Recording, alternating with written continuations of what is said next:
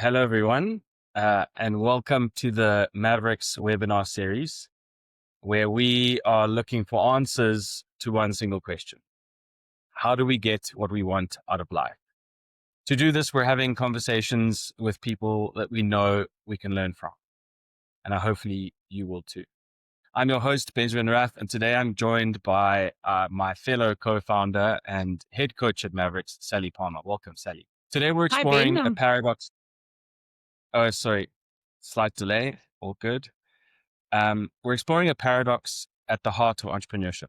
People start businesses to gain freedom of time, freedom of money, and freedom of profession. But the reality often ends up being very different. Building a profitable and sustainable business while doing what you love and making it home for dinner is harder than it seems at the start. So, Sally, to get us kicked off, I'd like to start a little bit with your story. You have been in business and starting businesses for the past 20 years. And I have no doubt that at the outset of those experiences, you yearned for some combination of freedom of time, freedom of money, and freedom of profession. I would love to hear from you, some of those stories and some of that history and your experiences of this paradox of freedom, starting up, wanting freedom, and finding X number of years down the line that you don't have. Yeah, thanks, Ben. It's a very interesting journey. This starting running and if I look back, I'll never forget the sense of freedom I felt when I left my corporate job. I was 26 years old to start my first business. I couldn't believe I was my own boss. I was in control of my time. I could take holidays when I wanted, and according to the numbers I had worked out on a piece of paper, I was going to be very rich very quickly. And then the money ran out, and I realized that there was no freedom unless you've got a business. And very soon, and a few years into the journey, really found myself asking some deep questions, because the days had started to start earlier, the nights were finishing later, the to-do list was growing and growing. I didn't have time for exercise, and in general, it felt like I was trapped. I felt like I was sacrificing more than I had intended to sacrifice in this journey, and I couldn't see a way out. This was like 5 years into my journey of building a business. And Do you feel like I you, think sorry? do you feel like you kind of underestimated what it would take to build the business that you were building? I think there's a sense of naivety that comes with entrepreneurship in general. You kind of look at the mountain and underestimate what it's going to take to climb it. Do you think that was kind of a big part of the reality setting in? Realizing that freedom was not as easy to acquire as you'd hoped. Yeah, it was a real one of those moments where you ask yourself, like, how can it be so hard? Other people make it look so easy. I think the Mm, first 5 years, or even nearly 10 years of building a business, is actually you growing into a person who can lead a business that can deliver what you want. It's that personal growth that you have to go through, developing that resilience, learning about your own weaknesses and your own fears and insecurities. I think that takes 5 to 10 years to learn, and the underestimation comes there, is that it's your own limitations that hold you back. mm. And what was was there a particular breaking point that you experienced? I think a lot of people, and certainly I feel this way is that, a lot of the time, because you're in the business and you're fighting fires and you trying to catch all the dropping balls, you can't really see the wood for the trees. And that inability to even kind of position yourself in this stops you from being able to be aware of the fact that, okay, this is what I set out to achieve, this some sort of freedom, and I do not have it, and I need to make a change. Was there like a breaking point that you experienced? Was there a specific like moment where you're like, oh wow, I'm aware of this now? I think we all get those moments in our life, and it's important to pay attention to them, where you get to that point where enough is enough. I've had Mm, enough, and it generally comes with tears and throwing frying pans and throwing staplers in my case. yeah. But I had a moment where I was leaving work before my kids woke up and getting home after they'd gone to bed at night. And one random Tuesday morning, I rushed back into the house to grab a laptop or a coffee mug. And my 3-year-old came running down the passage and said, "Mom, please, can you stay at home today? Feel like I haven't seen you for weeks." And it was in that moment that it really hit me, because he was absolutely telling the truth. And I said to him in that moment, "My boy, I can't stay at home today, but I promise you this is going to change." And on my journey to whatever job I was going to do for a client, I just kept asking myself, like, how can the world continue if I step off this train? How can my world continue if I let go of all these things I'm holding on to? Everything's going to fall apart. And that's when you start to ask, well, why? Why is it all going to fall apart? Why is it all about me? And that's where the moment you start to question yourself. So you've you've now coached, I don't know how many hundreds of people over the last 10, 15 years. How common a problem is it that you have found that people, and I know that there's a sense of frustration that comes with it. It's a frustration that comes with 5 or 10 or 15 years down the line in a business. And there's almost an anger and a frustration with the situation. You can't even be angry with anyone else because you are your own boss, and you are um, you know, the guy with the whip. And people are forcing themselves to work weekends and work late into the night and giving up a hell of a lot, and they're almost angry about it. How often have you seen it that people are in this situation where they started with bushy-eyed, bright-eyed, kind of very excitable, looking at the big mountain, and then find themselves in this very frustrated and um, confused place, however many years down the line? Ben, I would say it's 99% of the time. It's, I would say almost 100% of the business leaders that I've worked with and coached, who are 5, 10, 15 years into the business, are seeking answers, because they're facing that same question: is, why is this so hard, and why am I not getting what I want? Mm, The general question I always ask, it's a very simple question, is, well, what do you want?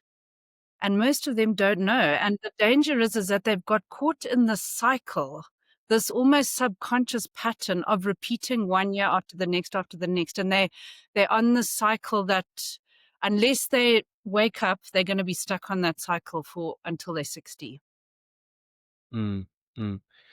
There was I don't know where this quote came from, but I think, at least for me, when I've been in situations of being super frustrated and angry with the situation, um, I guess it's a slightly more peaceful feeling to kind of realize. And the quote goes, "Hitting rock bottom is a particularly useful tool for making change." And I think that that's those kind of moments of that, if you're aware enough to notice and to actually realize, like when your son walks into the lounge and says, "Mom, I never see you.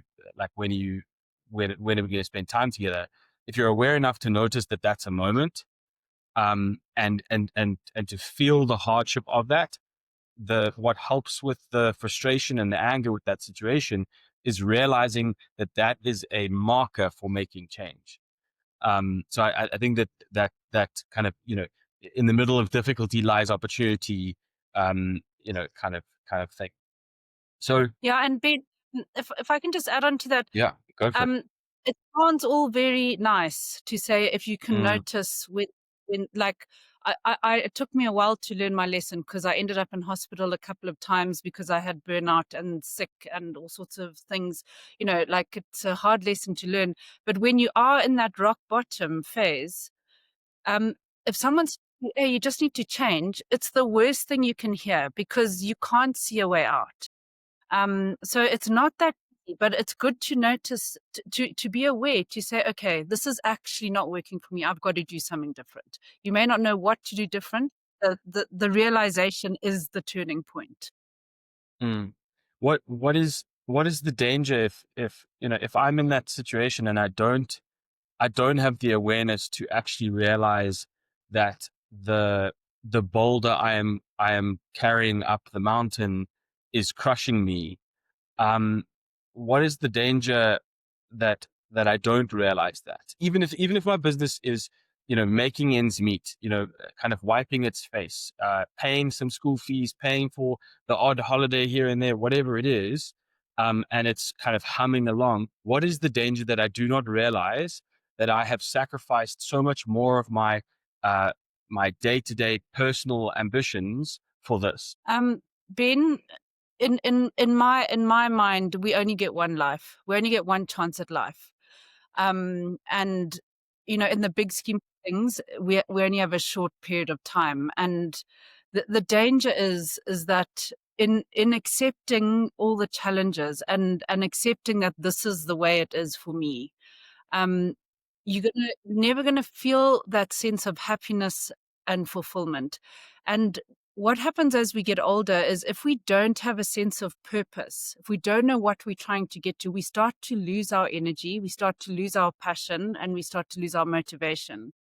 And the biggest danger then is we wake up at 60 broke, sad, divorced, sick, and all these horrible things. We don't want to wake up at the end of our working career having not achieved anything. And I've worked with many people in that 55 to 65-year-old phase who have got there. They've been good, diligent, hardworking people with good integrity who have just never got to where they want to get to. Mm. Okay, so we see that maybe we're aware enough to realize that you're in this position of this paradox of freedom. And you're in this struggle position, bearing in mind that you are burdened with all sorts of things that you have to do. There are currently burning fires in the business. There are currently spouses shouting at me and kids who want more time with their parent. There's all sorts of things going on. What is it that I do to get out of this the trap that I find myself in once I'm aware that this paradox exists and that I'm in it? Um, you know what? I think one of the most valuable things we can do when we feel like we're stuck in a repeating loop of unfulfillment or unsuccess, or whatever we want to call it, is really just to stop and slow down and zoom out and try and have a look on your life from an objective perspective and say, this is me today. Where am I going to be in 5 years' time? So we want to try and get some perspective to say, what does the future look like? Because often when we stuck in that trap, we cannot see past tomorrow or past this month end. And when we're in that zone, we lose the excitement about the future. But if we can objectively pull ourselves out, forget about the economy, forget about what's going on all around us, the uncontrollables, I call them, and just ask yourself, what do I want in the next 5 years? And what do I want in the next 10 years? And just start to dream a little bit and say, because that's where you'll find that excitement that you had when you started your business, to say, do you know what, in the next 5 years, this is what I want. And I'm going to achieve A, B, C, D. And Mm. basically, we want to write our personal ambition in all the areas of our life so that we start to understand what is negotiable to us and what is non-negotiable to us. And I think that the biggest shift we can make is to understand that every day we want to start walking a path that we have chosen. And in doing so, start closing the gap between where we are today and where we want to be in the future. And that's in all areas of life, in our health, our wealth, in our family, in our friends, our leisure, our community, etc. I mean, this idea of kind of the longer term ambition thinking is an extremely powerful one for kind of setting a general heading of your life. But how do you go through the process of knowing or figuring out what it is that you want and maybe speak to a 30-year-old who hardly knows what he wants to have for dinner tonight. But how do you go about that process of articulating your ambition if you are in this position where you started a business, and however it happened? I mean, some people have been handed their businesses from their parents, and they've taken over, and they've been a part of the business for a long time, and they've figured it out. It was never their ambition to start this business in the first place. Other people have started businesses out of opportunity. This plus that equals that. Maybe they're a really good engineer, and they started a consulting business or whatever it is. And so now you're all these years down the line, and now you must kind of scratch your head and say, well, what do I want out of life? How do I go through that process of articulating that ambition? Yeah, I think it's Ben. I think it's one of the hardest things that anyone can ever do, and that's why Mm, 95 or 98% of people will never do it, because they ask themselves that question: "What do I want?" They think about all the shiny things out there that they could have, and then they yeah. think, "Well, maybe I don't," or whatever it may be. So there's a lot of self doubt and a lot of like insecurities, linked to greed and all these things, all these like pressures that society has put upon us. But if you Mm, can start to genuinely start having these conversations with yourself and say, what is it that I want? And, the first time you write it down, it may be ridiculous, and that's okay.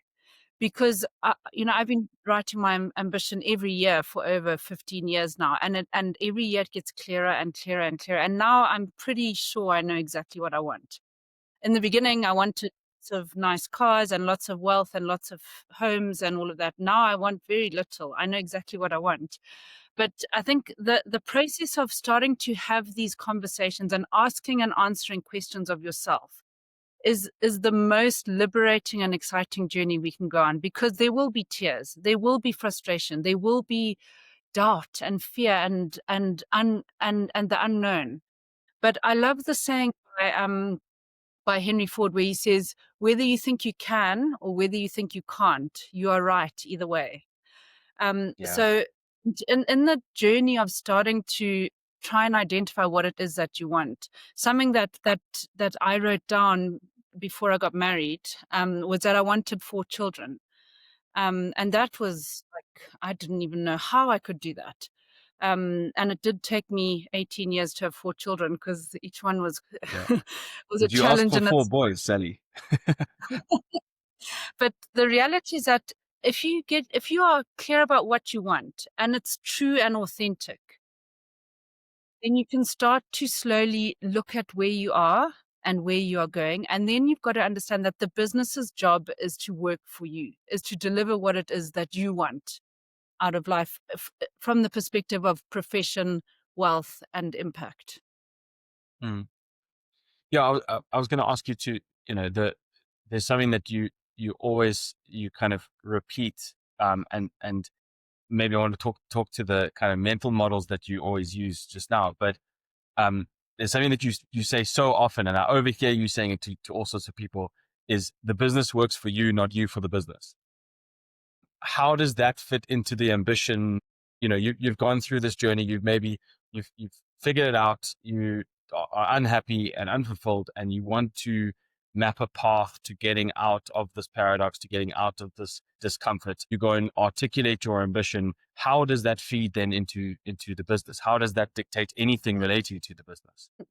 Ben, when we understand our ambition for wealth and profession and impact, this is a personal thing. When we personally having this conversation, how much wealth do I want?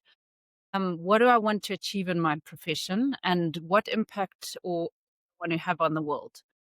When we understand these things, these are what inform the ambition of the business. So a lot of people think a business has its own ambition, that we all sit around a table and make it up.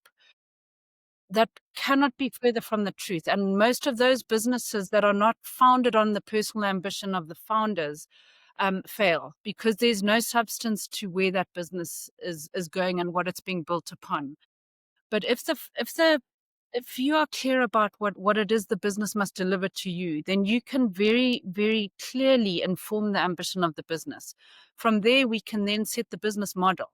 So if you want, for example, to have a $3 million balance sheet by the time you're 60 years old, that has a mix of properties and investments and whatever it may be. You have to work out what your business must deliver in its financial model to give you the dividends so that you can do those investments and get what you want.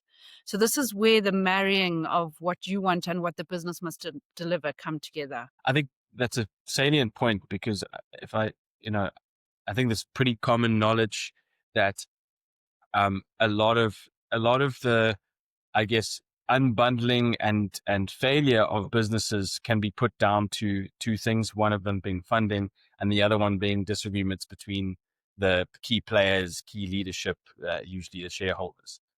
And it's all too common in the early stages of businesses, especially when there's a big kind of fork in the road.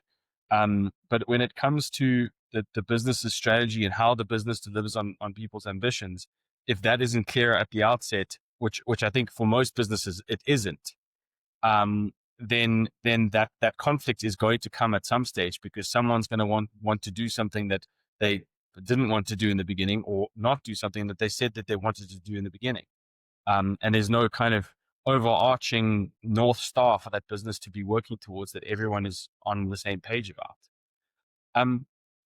Sally, let's go back to the kind of situation that someone in the kind of freedom paradox situation is finding themselves in.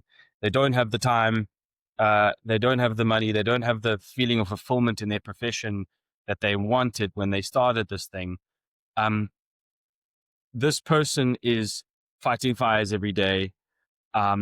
They are likely not delegating most of the work that they should be. And there is a general sense that they are the center point of their business. They are super busy. On weekends when they go to braais, if they make it to the braai, their answer is always, yeah, I'm good but busy, or busy but good, whichever one you please. But ultimately, this kind of busyness complex is a very common thing. How, can you speak to, how you kind of unravel that busyness and I think that it exists in all of us. Like there is this value signaling thing that happens with, oh, I'm important because I'm busy. But how can we completely unpack that um, and say, find the antidote to busyness and remove the ego from it, so that we can unblock ourselves from the freedom paradox? Yeah, Ben, I think this is also something we all have to go through. It's a personal evolution that needs to happen where um, at the beginning we build a business and we actually create a very complicated, stressful job for ourselves, where we actually more pressure, less money, less time off than we ever had before. And we have built a business. We've actually just created a very stressful job for ourselves. Then the Yeah. transition happens when we realize that we need to actually build a business. And when we make that switch mentally, we start to understand that that we're building a business that can exist and run without us. And the only way to do that, the antidote to busyness, I believe, is clarity. We have to get clear on what it is that we want and what purpose the business must fulfill. Now, I say that a lot. Sorry for repeating myself, but that is the switch we need to make. Is if we have too much on our to-do list, then we're not actually leading. We're just working in a complicated job. So the more reliant the business is on you, the less you are actually building the business and the more you are creating a complex job. Mm. Do you think there's, I've thought about this a lot in terms of, someone who is bold enough to go start a business or to lead a business, and finds himself in a business ownership environment. You don't really have an ecosystem where you can be, or where you feel comfortable being vulnerable. Um, because everything is hanging in the balance on this business. Um, how do you, what do you think entrepreneurs and business owners can do because they can't go to the braai and their answer cannot be, well, my business is utterly failing. I'm failing as a father, X, Y, and Z. Um, you know, what, what, what should they be seeking and doing to, to give themselves an outlet where they can explore these things, and they can, maybe be a bit more vulnerable with themselves and understand themselves on a deeper level. Yeah, Ben, it is a very lonely game, leading a business. And it's not easy because you always have to put on the brave face, and your energy will be what influences the energy of the team. Your optimism, your team's optimism will rise to your optimism. Your vision will influence the team. So I think in my own experience, and then a lot of the people I've worked with, I think one of the most important relationships you can build is the relationship you have with yourself. Now, I know that sounds strange and maybe difficult to understand, but like I do not start a day now without spending an hour with myself.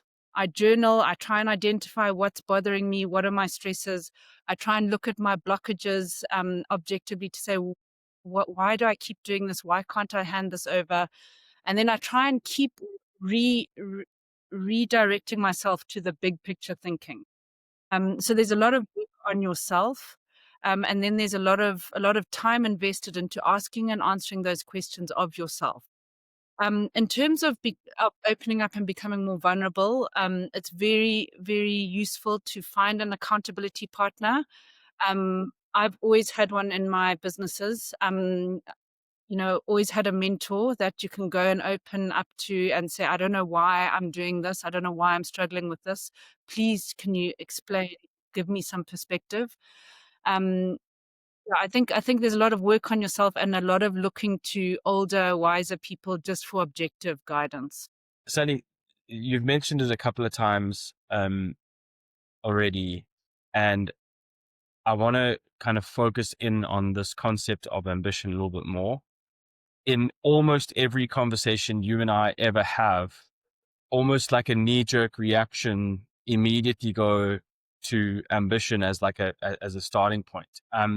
Can you kind of give me some more insight into that mental model that you use, um, and share with me, why it's so crucial to do that? Because sometimes it's confusing for me because I'm like, okay, well, I just want to talk about this P&L. I want to talk about this strategy.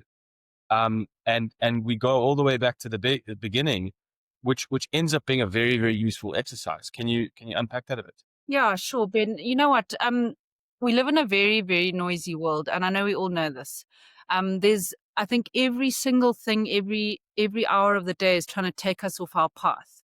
And a lot of our decisions are driven by fear coming from external forces. Fear of making a mistake, fear of losing money, fear of losing a contract. And that fear that's pushed upon us forces us to try and make reactive decisions. And without having a model from which to make consistent decisions that are aligned with where we're trying to get to in life, we can very easily be pressured into making quick decisions that put a band-aid on a problem, or that take away from where we're trying to get to in life. And I think every single day we are all faced with a decision that will either get us closer to where we want to go or take us further away. And I think a model that I use that I found it's a game changer for me because I have a very busy mind, and if I don't follow a structured way, I can get very overwhelmed very quickly. Um, in everything that I do and that I work with my clients on is whether you're doing a 5-year strategy or a plan for 1 year, whether you're planning your month or planning for a meeting with a supplier, or even just planning your day. The Mm. first question I always ask is, what do I want? What is my ambition for this meeting, for this day, for this week, for this month, for this 5-year period, whatever it may be? And if we can always start with the end in mind, what do I want by the end of today? What is the one big thing I need to do by the end of today? Or what is the one big thing we want to do by the end of this 5-year period? If you can just lock that in as your bullseye, that is the bullseye. That is what you're trying to aim for. The next question you then ask yourself is, well, what do I believe? What are my philosophies? And what you believe will then guide the way you tackle that problem. And then the third question we then ask is, what do I know to be true? These are my logics. What are the facts? And I even use this little, mental model in difficult conversations with teenagers. I've got a bunch of teenagers. They challenge me to the nth degree. When I go into a difficult conversation with a teenager, I always prepare and say, okay, what do I want? I want to preserve the relationship at Yeah. all costs. I want to empower this child, etc. What do I believe? What are Mm. my family values? What is non-negotiable? And what are the facts? The facts are this is what's happened, etc. And then it makes the outcome very intentional of any engagement or any interaction or anything we're trying to achieve. Um, so, Sal, in terms of, people who feel like they're in, um, a, call it a dark place. They can't see the wood from the trees. They can't see a way out. And a way out, I mean, things might be humming along perfectly fine, but they're just completely disenchanted and unfulfilled with their current circumstances.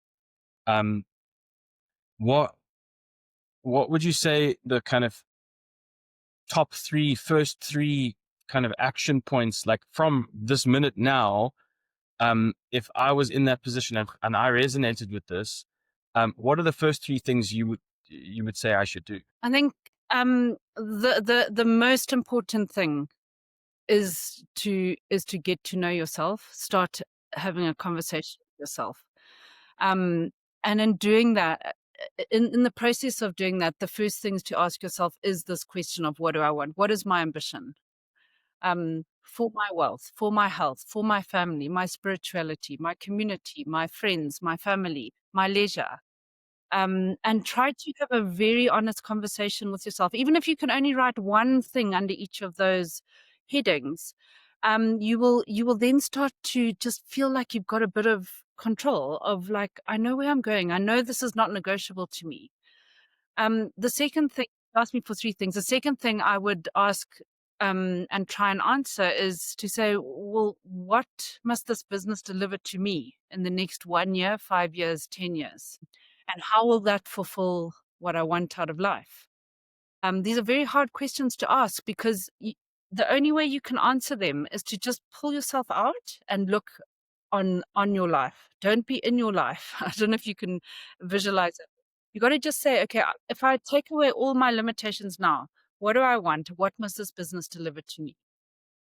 And the third question, I would encourage people to ask themselves is, what do I need to do differently from tomorrow? And these are big questions to ask because a lot of what's causing our problems in our life is our own behaviors, our own insecurities, and our own fears. Our need to hold on to control, our need to justify our existence by being busy or by being the funny one or the loud one or the one who's got all the control.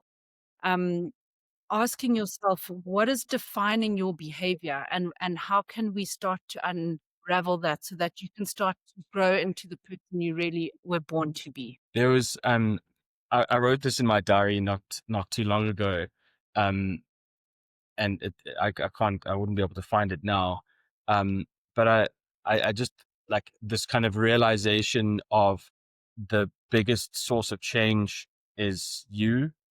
And the biggest source of your problems right now are almost always you. And I think that the thing that I wrote in my diary to myself was, I'm now convinced that the most powerful thing I can do to impact my life is to change my mind. And obviously with a bit of interpretation and some nice wording, but just the idea that focusing on myself and understanding myself and spending time understanding what it is that I want and how I'm approaching every day in that sense, is the biggest thing I can do to impact my life and my future going forward. Um, Can so can I I think just I think add that's can I add something yes. on that? It sounds like a bit of a silly story, but one of the things I started doing in this journey to trying to get out of my own way was Mm, to start asking myself, why do I do that? So yeah. about 7, 8 years ago, I had this absolute non-negotiable that I will never give the keys for the cash box or the bank account login details to anyone else. It's just impossible. There's no ways I would ever let someone else go near the money. Yeah. And then I started asking myself, why? Like, what's that? What fear Mm, exists there? What sense of importance exists there? mm, And or you ask yourself these questions, like, why am I scared to go and have that meeting? What is that? Where does that come from? What am I mm, actually? And anyway, when I did hand over that responsibility, it was the most liberating thing I've ever done in my life because that person did it so much better than me. They always knew where all yeah. the money. I would often say, I can't find this money. I forgot to write it down. And I Yeah. realized it was all in my own head. And a lot of what we do, the way we parent, the way we interact with people, is all to do with protecting our own ego and protecting our own importance, which is all Mm, false. mm. A friend of mine said to me the other day, let go or be dragged. And I think that's true of a lot of things that we're all holding on to. And often in businesses, it's trying to hold on to everything all at once. And trying to do things that maybe several other people in the business can do, but you're holding on to it because it gives you this false sense of security, um, that you don't have to go and face the truth of the actual work that needs to be done that no one else in the business can do. And instead, you're just going to get this thing done because you're really good at it, and everyone else is quite happy for you to take over and do it. So I like that idea of let go or be dragged, and I think it's useful to do kind of an audit of what am I holding on to that I shouldn't. Um, Yeah, and yeah, one a very valuable philosophy that I've learned, and I'm still trying to learn this. I mean, I'm not sitting here like I know all the answers. I mean, we all still on this journey that we call life. We still make mistakes all the time. Is that when you get involved and interfere with other people's work or your team's work, or when you deny them the ability to make a decision, they become less confident of their own abilities and they become more reliant on you. lost Sally. I'm going to give her a couple of seconds to come back. Um, she is in Zim, um, and so uh, notorious internet connections. Um, so we'll give her a couple more seconds. I've I've got a quote written down here. The chains of habit are too light to be felt until they're too heavy to be broken. By Warren Buffett. And I think sometimes we end up in a situation where we are consistently doing things that we are unaware of, um, and it's really hard to kind of get out of that mentality. It's really hard. Um, it's really hard to stop yourself from doing those things. But I think the sooner you can break those chains of habit, uh, the sooner you can release yourself to live the life that you want. And ultimately, that's what we're trying to do here: is find answers to how do I get what I want out of life. Okay, so I think we'll close up. We've lost her. I think the lights are all off in Zim. Um, so a big thank you to Sally. I will obviously phone her after this. Thank you to all of you who joined us this evening. If you enjoyed the session, please give us a follow on LinkedIn. You can type in mine and Sally's names on LinkedIn. Also Mavericks with an X. Um, we are doing webinars every 2 weeks. We've got lots of content and newsletters coming out, so please follow us on those channels. Our next webinar is in 2 weeks. We're going to tackle the relationship between profit and hard work. It's not quite what we think, so that will be exciting. And just in parting words, Mavericks at Mavericks, we believe that the most powerful thing we can do to change the lives of others is to change their minds. So to empower them to think like Mavericks, by mastering themselves, mastering their lives, and mastering their businesses. So thank you to all those who joined. Love you lots. Good luck, Godspeed, and goodbye.